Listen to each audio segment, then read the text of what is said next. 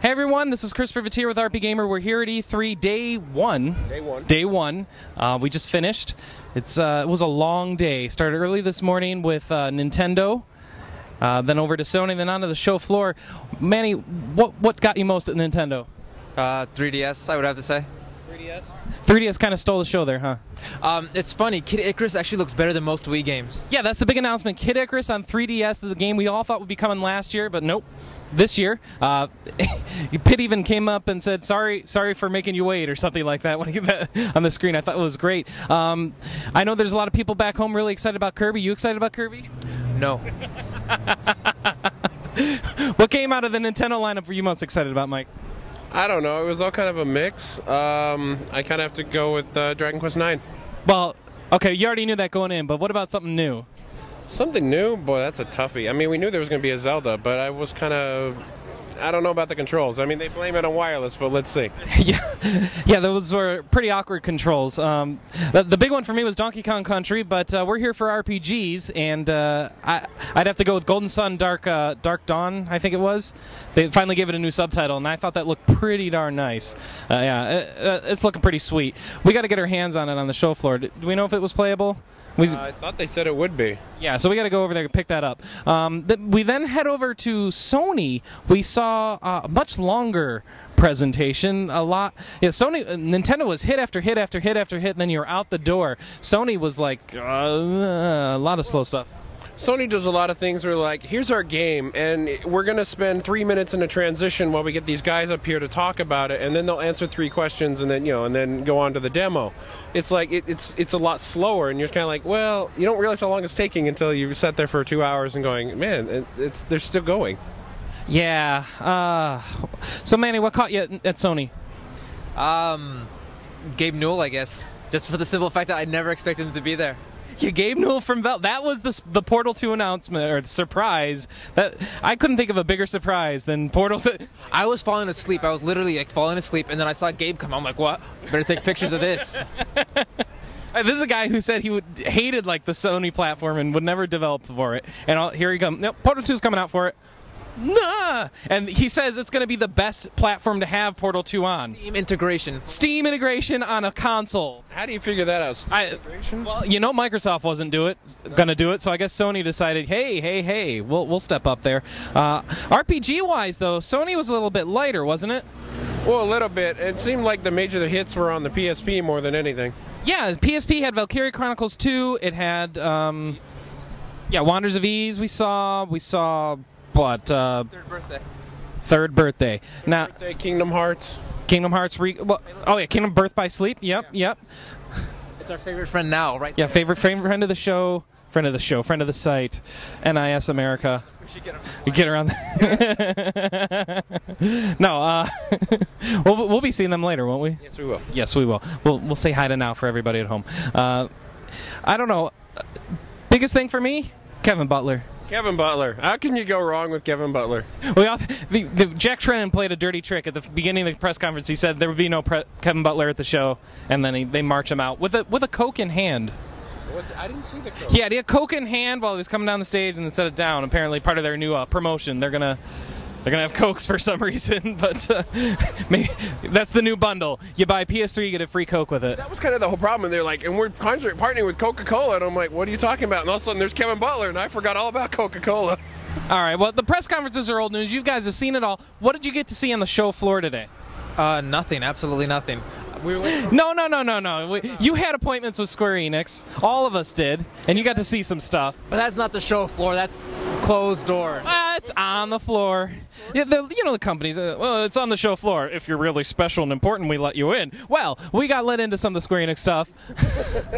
I know Clee from Square Enix took it around, showed us Birth by Sleep. We saw 4 Warriors of Light. What did you guys think of 4 Warriors of Light, or Final Fantasy Hat Collection, as I like to call it? Final Fantasy Hat Collection.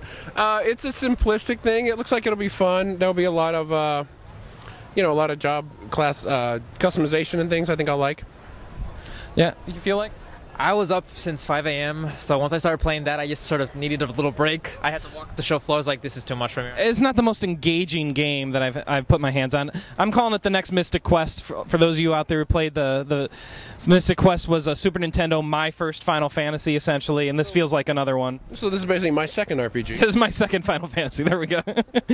my portable Final Fantasy. Yeah. And then we got to see some Front Mission Evolve, but I got a chance to play that, and it still controls awkwardly, and it's like I don't like console third-person shooters very much, and there's nothing that this was doing to really convince me otherwise.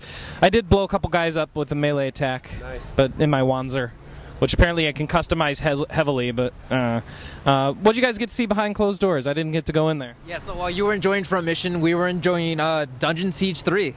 Not that we actually got to play it, but we did get to see it. What'd they show you about it? They showed us the camera's perspectives. You can pick between third person or over the head. They showed us what looks like a really action-packed sort of dynamic system.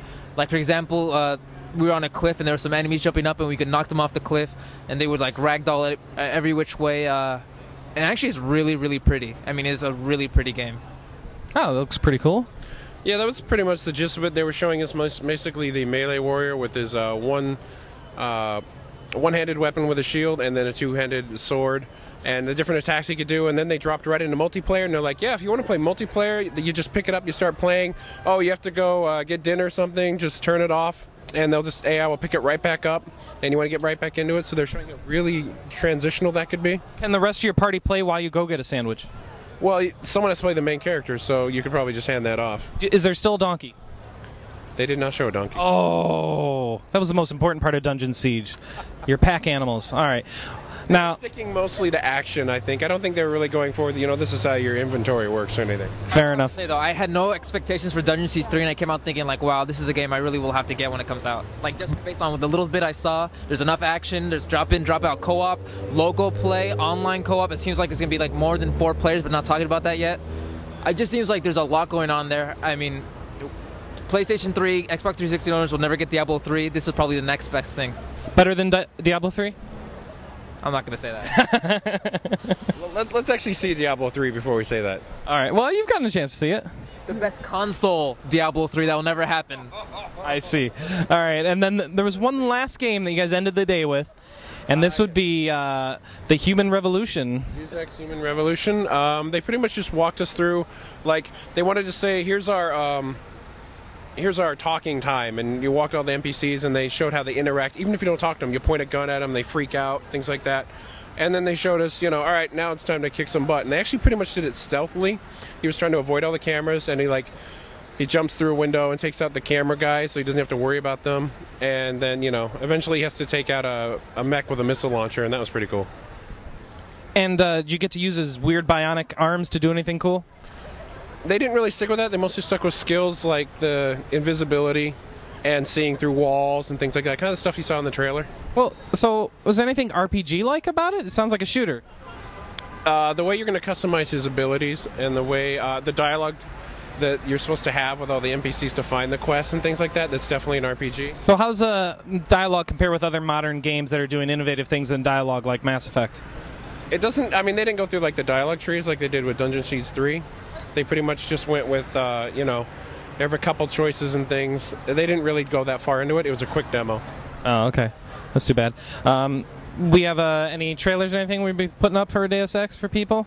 I didn't see anything, but we haven't gone to their press. There was that big E3 trailer. So check it out, and hopefully we'll have more details on that as they come. But I think that wraps us up, right? Yeah, I guess so. All right, we got some impressions coming from other games. And we got other people here who've been covering a lot of Sega RPGs, right? So, all right, so look forward to that coming up soon, and hopefully this video will be up on time. But we'll see you tomorrow. Until then, signing out.